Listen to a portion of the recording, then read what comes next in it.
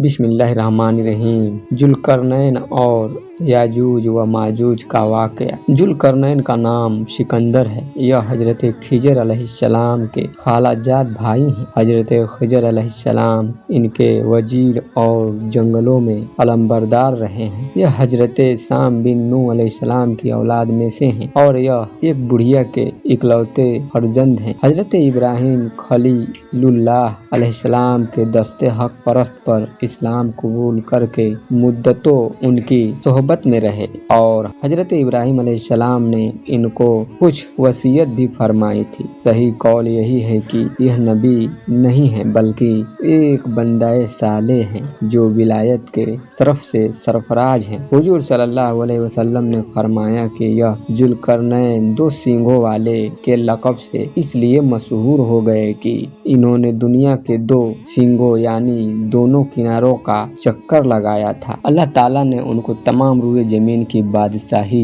अता फरमाई थी। दुनिया में कुल 4 बादशाह ऐसे हुए हैं जिनको पूरी जमीन की पूरी बादशाहियत मिली है। इनमें 2 मोमिन थे और 2 काफिर थे। मोमिन तो हजरत सुलेमान अलैहिस्सलाम और जुल्करनैन है और काफिर एक बख्तसे नस्र और दूसरा नमरूद है। और तमाम रूए जमीन के एक 5वें बादशाह इस उम्मत में होने वाले हैं जिनका नाम इसमें गिरामी हजरत इमाम मेहदी अलैहिस्सलाम है। सिकंदर जुल्करनैन के 3 सफ़र। कुरान मजीद में हजरत जुल्करनैन के 3 सफ़रों का हाल बयान हुआ है जो सूरह कहफ में है। पहला सफ़र हजरत जुल्करनैन ने पुरानी किताबों में पढ़ा था कि साम बिन नूह अलैहिस्सलाम की औलाद में से एक शख्स आबे हयात के चश्मे से पानी पी ले गया तो उसको मौत न आएगी। इसलिए हजरत जुल्करनैन ने मगरिब का सफर किया। आपके साथ हजरत खिजर अलैहिस्सलाम भी थे। वह तो आबे हयात के चश्मे पर पहुंच गए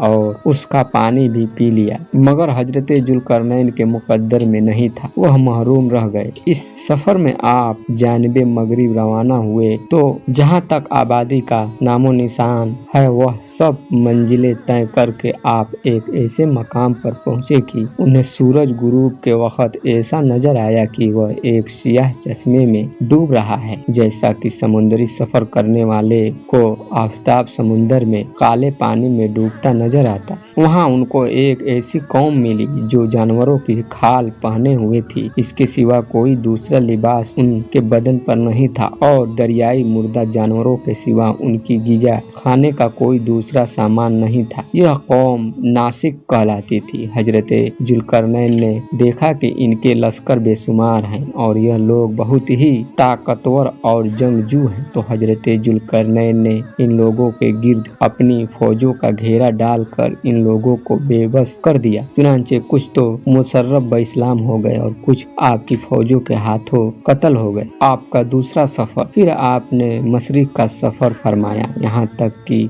जब सूरज तुलू होने की जगह पहुँचे तो यह देखा कि वहाँ एक ऐसी कौम है जिनके पास कोई इमारत और मकानात नहीं है। उन लोगों का यह हाल था कि सूरज तुलू होने के वक्त यह लोग जमीन की गारों में छुप जाते थे और सूरज ढल जाने के बाद गारों से निकलकर अपनी रोजी की तलाश में लग जाते थे। यह लोग कौमे मनसक कहलाते थे। हजरत जुल्करनैन ने इन लोगों के मुकाबले में भी लश्कर आराई की और जो लोग ईमान लाए उनके साथ बेहतरीन सलूक किया और जो अपने कुफ्र पर अड़े रहे उनको तह तय कर दी। तीसरा सफर। फिर आपने शिमाल की जानिब फरमाया यहाँ तक कि सदी 2 पहाड़ों के दरमियान में पहुँचे तो वहाँ की आबादी की अजीबो गरीब जबान थी। उन लोगों के साथ इशारों से बमुश्किल बातचीत की जा सकती थी। उन लोगों ने हजरत जुल्करनैन से याजूज माजूज के मजालिम की शिकायत की और आपकी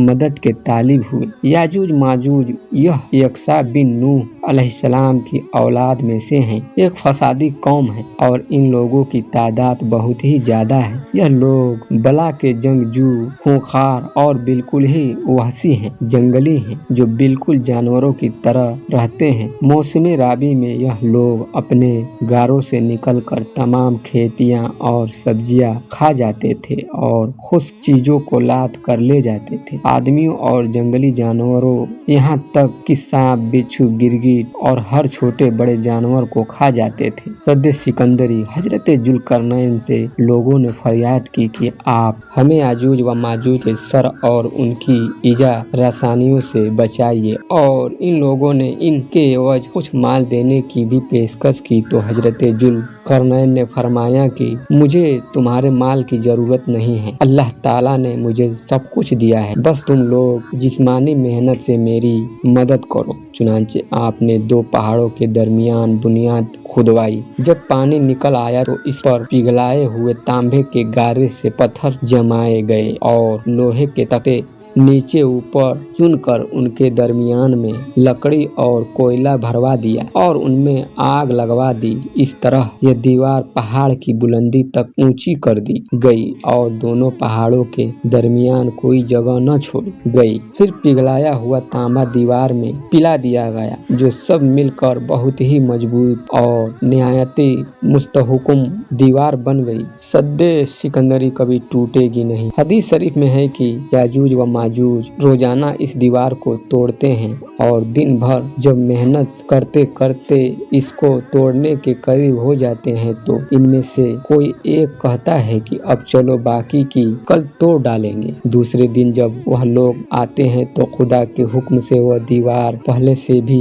ज्यादा मजबूत हो जाती है। जब इस दीवार के टूटने का वक्त आएगा तो इनमें से कोई कहेगा कि अब चलो कल इस दीवार को तोड़ डालेंगे। इन लोगों के कहने की बरकत और इस कलिमे का यह समरा होगा कि दूसरे दिन दीवार टूट जाएगी। यह क़यामत करीब होने का वक्त होगा। दीवार टूटने के बाद याजूज व माजूज निकल पड़ेंगे और जमीन में हर तरफ फितना व फसाद और कत्लो गारत करेंगे। चश्मों और तालाबों का पानी पी डालेंगे और जानवरों और दरख्तों को खा डालेंगे। जमीन पर हर जगहों में फैल जाएंगे, मगर मक्का मुकरमा व मदीना तैयबा बैतुल मुकद्दस इन तीनों शहरों में यह दाखिल न हो सकेंगे। फिर हजरत ईसा अलैहिस्सलाम की दुआ से उन लोगों की गर्दनों में कीड़े पैदा हो जाएंगे और यह सब के सब हलाक हो जाएंगे।